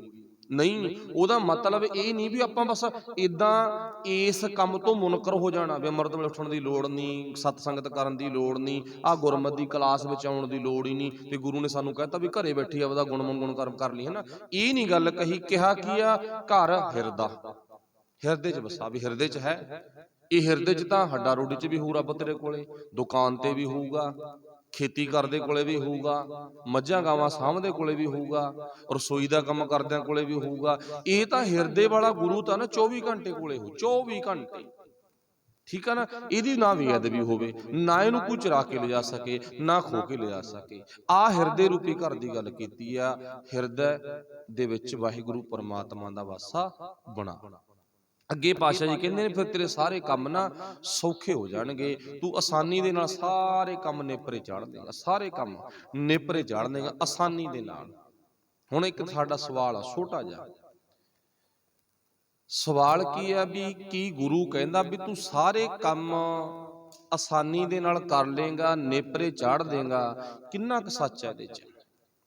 ਇਹ ਨਿਗਾਹ ਮਾਰਨੀ ਆਪਾਂ। ਇੱਥੇ ਸਵਾਲ ਕੀ ਬਣੂਗਾ? ਅੱਜ ਦੇ ਹਾਲਾਤ ਵੇਖ ਕੇ ਵੀ ਨਾ ਆਸਾਨੀ ਨਾਲ ਕਿੱਥੇ ਕੰਮ ਹੋ ਜਾਣਗੇ, ਇੰਨੀ ਦੁਨੀਆ ਦੁਖੀ ਆ, ਇੰਨੇ ਲੋਕ ਦੁਖੀ ਨੇ, ਕਿਹੜੀ ਆਸਾਨੀ ਦੀ ਗੱਲ ਕਰਦਾ ਗੁਰੂ? ਮੰਨ ਲਓ ਵੀ ਮੈਂ ਇਹ ਸ਼ਬਦ ਪੜ੍ਹਤਾ, ਤੁਸੀਂ ਇਹ ਸ਼ਬਦ ਸੁਣ ਲਿਆ, ਤੁਸੀਂ ਵੀ ਦੁਖੀ ਹੋ, ਮੈਂ ਵੀ ਦੁਖੀ ਆ। ਸਾਡਾ ਹੀ ਦਿਮਾਗ ਕਹੂਗਾ ਇੱਥੇ ਕਿੱਥੇ ਆਸਾਨੀ ਵਾਲੀ ਗੱਲ ਆ, ਵੀ ਕਿਹੜਾ ਆਸਾਨੀ ਦੇ ਨਾਲ ਕੰਮ ਨੇਪਰੇ ਚੜ ਜਾਊਗਾ? ਨਾ, ਸਾਨੂੰ ਤਾਂ ਨਹੀਂ ਲੱਗਦਾ। ਪਰ ਆਪਾਂ ਗੁਰੂ ਦੇ ਪਿਆਰਿਆਂ ਨੂੰ ਪੁੱਛਣਾ ਪਊਗਾ, ਇਤਿਹਾਸ ਨੂੰ ਪੁੱਛਣਾ ਪਊਗਾ। ਸਾਡੀ ਅਗਲੇ ਕਦਮ ਨੂੰ ਪੁੱਟਣ ਦੇ ਲਈ ਪਿਛਲੇ ਕਦਮ ਤੇ ਜ਼ੋਰ ਦੇਣਾ ਲਾਜ਼ਮੀ ਹੁੰਦਾ। ਆਪਾਂ ਹੁਣ ਇੱਥੋਂ ਤੱਕ ਚੱਲ ਕੇ ਪਹੁੰਚੇ ਆ, ਕਦਮ ਦਰ ਕਦਮ, ਭਾਵ ਪਲਾਂਘ ਭਰਦੇ ਭਰਦੇ ਹੈ ਨਾ। ਅੱਛਾ, ਪਿਛਲੇ ਪੈਰ ਨੇ ਜ਼ੋਰ 100% ਲਾਇਆ ਤਾਂ ਅਗਲਾ ਕਦਮ ਅੱਗੇ ਗਿਆ ਗਾ, ਅਗਲੇ ਕਦਮ ਨੇ ਫਿਰ ਪਿੱਛੇ ਹੋ ਕੇ ਫਿਰ ਜ਼ੋਰ ਲਾਇਆ, ਫਿਰ ਅੱਗੇ ਕਦਮ ਪੱਟਿਆ ਗਿਆ ਗਾ। ਅਗਲਾ ਕਦਮ ਤਾਂ ਅੱਗੇ ਹੋਊਗਾ ਜੇ ਪਿਛਲਾ ਪੈਰ ਜ਼ੋਰ ਲਾਊਗਾ। ਜੇ ਪਿਛਲਾ ਪੈਰ ਜ਼ੋਰ ਨਾ ਲਾਵੇ ਤਾਂ ਅਗਲਾ ਕਦਮ ਅੱਗੇ ਤੁਰ ਨਹੀਂ ਸਕਦਾ ਗਾ। ਸਾਡੀ ਸੋਚ ਦਾ ਵਿਕਾਸ ਕਰਨ ਦੇ ਲਈ, ਅੱਗੇ ਵਧਾਉਣ ਦੇ ਲਈ ਸਾਨੂੰ ਜ਼ੋਰ ਲਾਉਣਾ ਪਊ। ਕਿੱਥੋਂ ਜ਼ੋਰ ਲਾਉਣਾ ਪਊਗਾ? ਇਤਿਹਾਸ ਵਿੱਚੋਂ ਕਦਮ ਦੇਖਣਾ ਪਊਗਾ। ਉੱਥੋਂ ਭਾਵ ਆਪਾਂ ਨੂੰ ਥੋੜਾ ਜਿਹਾ ਜ਼ੋਰ ਦੇਣਾ ਪਊਗਾ ਵੀ ਅੱਗੇ ਆਪਾਂ ਛਾਲ ਮਾਰਨੀ ਆ, ਪਲਾਂਘ ਪੱਟਣੀ ਆ, ਅੱਗੇ ਕਦਮ ਧਰਨਾ ਆਪਾਂ। ਫਿਰ ਉਹ ਕੀ ਦੇਖਣਾ ਪਊਗਾ? ਫਿਰ ਤਾਂ ਰੱਬ ਦੇ ਪਿਆਰਿਆਂ ਦਾ ਜਦੋਂ ਇਤਿਹਾਸ ਪੜ੍ਹਦੇ ਆ ਨਾ, ਇੱਕੋ ਹੀ ਟੂਕ ਲੈ ਲਓ। ਆਪਣਾ ਸਮਾਂ ਵੀ ਹੋ ਗਿਆ, ਤੁਸੀਂ ਸਾਰੇ ਸਿਆਣੇ ਹੋ, ਬਹੁਤਾ ਮਤਲਬ ਬੋਲਣ ਦੀ ਲੋੜ ਵੀ ਨਹੀਂ। ਸਾਡੇ ਇਤਿਹਾਸ ਦਾ ਜ਼ਿਕਰ ਆ, ਮੀਰ ਮੰਨੂ ਦੀ ਕਹਿ ਦੇਖ ਲਓ, ਮਾਵਾਂ ਦਾ ਜ਼ਿਕਰ ਤੁਹਾਨੂੰ ਸਾਰਿਆਂ ਨੂੰ ਪਤਾ। ਕੀ ਕੁਛ ਹੋਇਆ, ਕੀ ਕੁਛ ਹੋਇਆ ਤੁਹਾਨੂੰ ਸਾਰਿਆਂ ਨੂੰ ਪਤਾ ਨਾ। ਬੱਚਿਆਂ ਦੇ ਟੋਟੇ ਕੀਤੇ, ਗਲਾਂ ਵਿੱਚ ਪਰੋ ਕੇ ਨਾ, ਨਾੜਾਂ 'ਚ ਅੰਦਰਾਂ 'ਚ ਪਰੋ ਕੇ ਬੰਨ ਕੇ ਮੋਟੇ ਮੋਟੇ ਗਲਾਂ 'ਚ ਪਾਤੇ। ਬੱਚੇ ਨੂੰ ਉੱਪਰ ਸੁੱਟਿਆ ਜਾਂਦਾ ਗਾ, ਹੇਠਾਂ ਨੇਜਾ ਕੀਤਾ ਜਾਂਦਾ ਗਾ, ਢਿੱਡ 'ਚ ਨੇਜਾ ਵੱਜਦਾ ਗਾ, ਖੂਨ ਦੀਆਂ ਧਾਰਾਂ ਮਾਂ ਦੇ ਮੁੱਖ ਤੇ ਪੈਂਦੀਆਂ ਨੇ, ਤੇ ਖੂਨ ਦੇ ਛਿੱਟੇ ਵੀ ਮੂੰਹ 'ਚ ਪਾਉਂਦੇ ਨੇ, ਮੁੱਖ ਤੇ ਪਾਉਂਦੇ ਨੇ ਏਦਾਂ, ਪਰ ਸੀ ਨਹੀਂ ਵੱਟੀ। ਦੁੱਖ ਬਹੁਤ ਵੱਡਾ, ਮਾੜਾ ਮੋਟਾ ਦੁੱਖ ਨਹੀਂ। ਥੋੜਾ ਜਿਹਾ ਅੰਦਾਜ਼ਾ ਲਾ ਕੇ ਦੇਖੋ। ਅੱਛਾ, ਕਾਹਨੂੰ ਬਾਂਧ ਦੀ ਛੰਭ, ਛੋਟਾ ਵੱਡਾ ਘੱਲੂ ਘਰ, ਹਜ਼ਾਰਾਂ ਦੀ ਗਿਣਤੀ 'ਚ 30,000 ਤੋਂ ਵੱਧ ਸਿੰਘ ਸਿੰਘਣੀਆਂ ਦਾ ਕਤਲੇਆਮ ਇੱਕ ਦਿਨ 'ਚ ਹੁੰਦਾ। ਤੇ ਰੱਬ ਦੇ ਪਿਆਰੇ ਨਾ ਸ਼ਾਮ ਨੂੰ ਰਹਿਰਾਸ ਸਾਹਿਬ ਦਾ ਪਾਠ ਕਰਦੇ ਨੇ ਤੇ ਅਰਦਾਸ ਕਰਦੇ ਨੇ। ਕੀ ਕਰਦੇ ਨੇ? ਸੱਚੇ ਪਾਤਸ਼ਾਹ ਤੇਰੇ ਹੁਕਮ ਦੇ ਵਿੱਚ, ਤੇਰੇ ਹੁਕਮ ਦੇ ਵਿੱਚ ਦਿਨ ਨਾ ਬੜਾ ਨਜਾਇਜ਼ ਸੌਖਾ ਲੰਘਿਆ, ਤੇ ਰਾਤ ਤੇਰੇ ਹੁਕਮ ਵਿੱਚ ਸੌਖੀ ਲੰਘੇ, ਤੇ ਅੰਮ੍ਰਿਤ ਵੇਲੇ ਦਾ ਜਾਗਣਾ ਬਖਸ਼ੀ। ਇੱਕ ਫੱਟੜ ਸਿੰਘ ਅਰਦਾਸ ਕਰਦਾਗਾ। ਸੋਚ ਕੇ ਵੇਖੋ, ਕੋਲ ਖੜਾ ਅਰਦਾਸ ਸੁਣਦਾ ਕੌਣ ਆ? ਇੱਕ ਮੁਸਲਮਾਨ ਭਰਾ ਸੁਣਦਾਗਾ। ਮੁਸਲਮਾਨ ਭਰਾ ਤੋਂ ਰਿਹਾ ਨਹੀਂ ਗਿਆ, ਆ ਕੇ ਪੈਰ ਫੜ ਲਏ, ਕਹਿੰਦਾ ਕਿਹੜੀ ਮਿੱਟੀ ਦੇ ਬਣੇ ਹੋ ਤੁਸੀਂ? ਐਡਾ ਕਤਲੇਆਮ ਹੋ ਗਿਆ, ਬੱਚੇ ਵੱਢੇ ਗਏ, ਪਰਿਵਾਰ ਵੱਢੇ ਗਏ, ਤੁਹਾਡਾ ਕੋਈ ਘਰ ਨਹੀਂ, ਕੋਈ ਖਾਣ ਨੂੰ, ਕੋਈ ਰਹਿਣ ਨੂੰ ਜਗ੍ਹਾ ਨਹੀਂ ਤੁਹਾਡੇ ਕੋਲੇ ਹੈ, ਫਿਰ ਵੀ ਤੁਸੀਂ ਅਰਦਾਸ ਵਿੱਚ ਕੀ ਕਹਿ ਰਹੇ ਹੋ?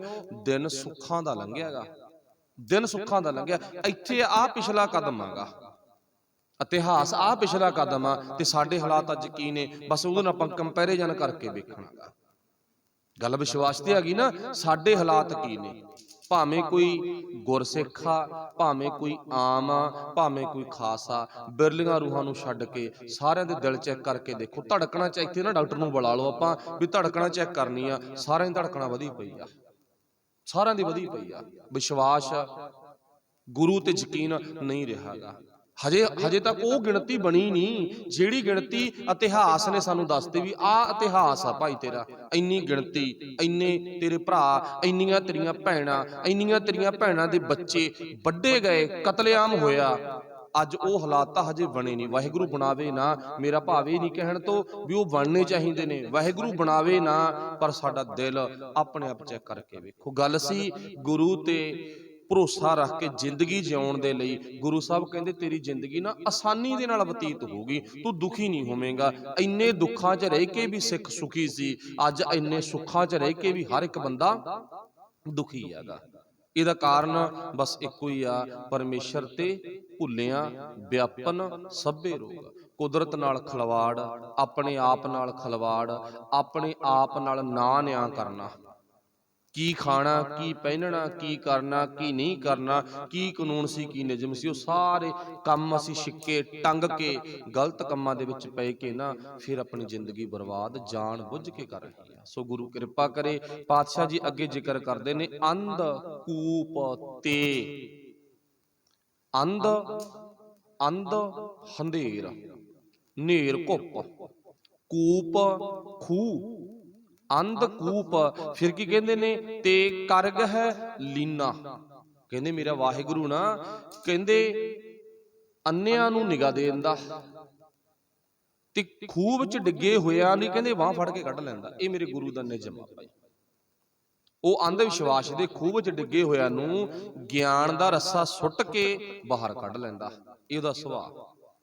ਅੰਨਿਆਂ ਨੂੰ ਨੇਤਰ ਦੇ ਦਿੰਦਾ ਗਾ। ਅੱਛਾ, ਅੰਨੇ ਨੇਤਰ ਕਿਹੜੇ ਨੇ? ਕਿਹੜੇ ਅੰਨੇ ਕੌਣ ਆ? ਨੇਤਰ ਕਿਹੜੇ ਮਿਲਦੇ ਨੇ? ਅੰਨੇ ਗੁਰੂ ਸਾਹਿਬ ਨੂੰ ਪੁੱਛਣਾ ਪਊ ਵੀ ਕੌਣ ਨੇ।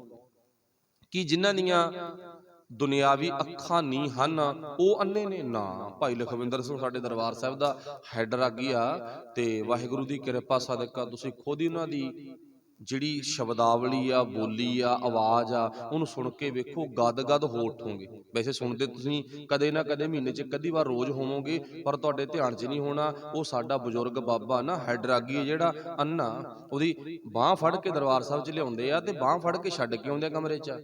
ਤੇ ਦਰਬਾਰ ਸਾਹਿਬ ਦੇ ਵਿੱਚ ਕੀਰਤਨ ਜਦੋਂ ਗੁਰੂ ਰਾਮਦਾਸ ਮਹਾਰਾਜ ਦੀ ਗੋਦ 'ਚ ਬੈਠ ਕੇ ਕਰਦਾ ਨਾ, ਕਿਆ ਬਾਤ ਆ। ਇੱਕ ਨਹੀਂ ਅਨੇਕ ਹੀ ਮਿਸਾਲਾਂ ਨੇ। ਇੱਕ ਵਿਹਾਰ ਦਾ ਹੋਇਆਗਾ ਯਕੂਬ ਖਾਨ ਮਨਸੂਰੀ, ਜਿਹੜਾ ਕਿ ਜਮਾਂਦਰੂ ਅੰਨਾ ਸੀ। ਬਸ ਇੰਨੀ ਟੂਕ ਦੇਊਂਗਾ ਵਿੱਚੋਂ, ਜਮਾਂਦਰੂ ਅੰਨਾ ਸੀ ਪਰ ਗੁਰੂ ਦੀ ਐਸੀ ਕਿਰਪਾ ਹੋਈ। ਕੌਣ ਆਗਾ? ਯਕੂਬ ਖਾਨ ਮਨਸੂਰੀ, ਵਿਹਾਰ ਦਾ ਰਹਿਣ ਵਾਲਾ, ਜਿਹੜਾ ਸੀ ਅੰਨਾ ਪਰ ਆਪਣੀ ਜ਼ਿੰਦਗੀ 'ਚ ਸੰਜਾਖਿਆਂ ਨਾਲੋਂ ਕੰਮ ਵੱਧ ਕਰਕੇ ਗਿਆਗਾ।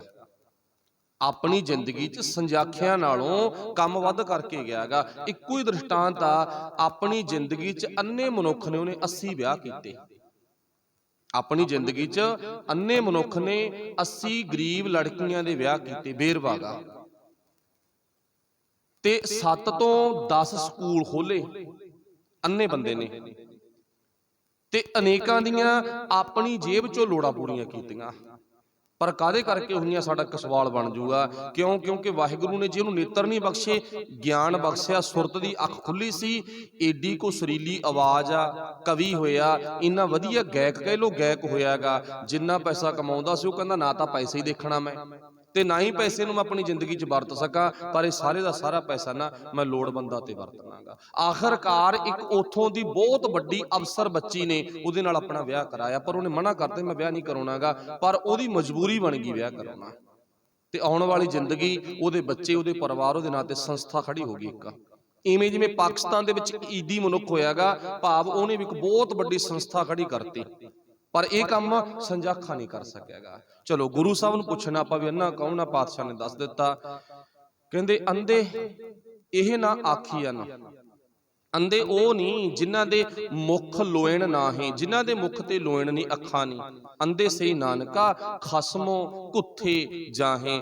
ਅੰਨੇ ਉਹ ਨੇ ਜਿਨ੍ਹਾਂ ਨੇ ਆਪਣੇ ਖਸਮ ਦੀ, ਮਾਲਕ ਦੀ ਗੱਲ ਨੂੰ ਸੁਣਿਆ ਨਹੀਂ, ਸੁਣ ਕੇ ਸਵੀਕਾਰ ਨਹੀਂ ਕੀਤਾਗਾ। ਫਿਰ ਗੁਰੂ ਉਹਨਾਂ ਨੂੰ ਭਾਈ ਖੂਹ ਦੇ ਵਿੱਚੋਂ ਬਾਹਰ ਕੱਢ ਲੈਂਦਾ ਹੈ। ਲਾਸਟ ਦੇ ਫਿਰ ਪਾਤਸ਼ਾਹ ਜੀ ਕਹਿੰਦੇ ਨੀਚਾਂ ਤੇ ਊਚ ਊਨ ਪੁਰੀਨਾ। ਨੀਚ ਤੋਂ ਉੱਚਾ ਕਰ ਦਿੰਦਾ ਉਹ, ਊਨ ਤੋਂ ਭਾਵ ਊਣਾ, ਊਣਿਆਂ ਨੂੰ ਭਰ ਦਿੰਦਾਗਾ। ਊਣਿਆਂ ਨੂੰ ਖਾਲੀਆਂ ਨੂੰ ਭਰ ਦਿੰਦਾ ਤੇ ਨੀਚਾਂ ਨੂੰ ਉੱਚਾ ਚੱਕ ਲੈਂਦਾ। ਇਹ ਮੇਰੇ ਮਾਲਕ ਦੇ ਵਿੱਚ ਬਖਸ਼ਿਸ਼ ਹੈ, ਕਿਰਪਾ ਹੈ। ਕਹੋ ਨਾਨਕ ਪ੍ਰਭ ਭਏ ਪ੍ਰਸੀਨਾ। ਹੁਣ ਆਹ ਅਵਸਥਾ ਜੇ ਮੈਂ ਆਪਣੀ ਬਣਾ ਲਈ ਤਾਂ ਗੁਰੂ ਸਾਹਿਬ ਮੇਰੇ ਤੇ ਪ੍ਰਸੰਨ ਹੋ ਗਏ, ਮੇਰੇ ਤੇ ਉਹ ਤੁਰਠ ਪਏ, ਮੇਰੇ ਤੇ ਉਹ ਖੁਸ਼ ਹੋ ਗਏ। ਬਸ ਲਾਸਟ ਵਿੱਚ ਇਹੀ ਕਹਾਂਗੇ, ਗੁਰੂ ਸਾਹਿਬ ਤੁਹਾਡੇ ਸਾਰਿਆਂ ਤੇ ਖੁਸ਼ ਨੇ। ਤੁਸੀਂ ਗੁਰੂ ਕੋਲੇ ਆਉਂਦੇ ਹੋ, ਬਾਣੀ ਪੜ੍ਹਦੇ ਹੋ, ਬਾਣੀ ਨਾਲ ਜੁੜੇ ਹੋਏ ਹੋ, ਇਵੇਂ ਜਿਵੇਂ ਜੁੜੇ ਰਹੇ ਹੋ। ਕੋਈ ਪਤਾ ਨਹੀਂ ਕਿਆ ਜਾਣਾ, ਕਿਵ ਮਰੇਂਗੇ, ਕੈਸਾ ਮਰਨਾ ਹੋਏ, ਕਦੋਂ ਕਿੱਥੇ ਕਿਸ ਹਾਲਾਤ ਵਿੱਚ ਅਸੀਂ ਸਰੀਰ ਛੱਡਣਾ ਗਾ। ਬਸ ਸਰੀਰ ਛੱਡਣ ਤੋਂ ਪਹਿਲਾਂ ਪਹਿਲਾਂ ਉਹ ਕੁਛ ਕਰ ਜਾਈਏ ਜੋ ਸਾਨੂੰ ਬਾਅਦ ਵਿੱਚ ਵੀ ਇਸ ਧਰਤੀ ਤੇ ਜਿਉਂਦਾ ਜਾਗਦਾ ਰੱਖ ਸਕੇ। ਉਹ ਕੰਮ ਕਰ ਜਾਈਏ ਜਿਹੜਾ ਕੰਮ ਬਾਅਦ ਵਿੱਚ ਵੀ ਸਾਨੂੰ ਜਿਉਂਦਾ ਜਾਗਦਾ ਰੱਖ ਸਕੇ। ਸੋ ਸਾਰਿਆਂ ਦਾ ਧੰਨਵਾਦ। ਗੁਰੂ ਕਿਰਪਾ ਕਰੇ, ਭੁੱਲਾਂ ਦੀ ਖਿਮਾ। ਵਾਹਿਗੁਰੂ ਜੀ ਕਾ ਖਾਲਸਾ, ਵਾਹਿਗੁਰੂ ਜੀ ਕੀ ਫਤਿਹ। ਰਾਮ ਕਲੀ ਮਹੱਲਾ ਤੀਜਾ। ਆਨੰਦ ਏਕ ਓੰਕਾਰ ਸਤਿਗੁਰ ਪ੍ਰਸਾਦਿ।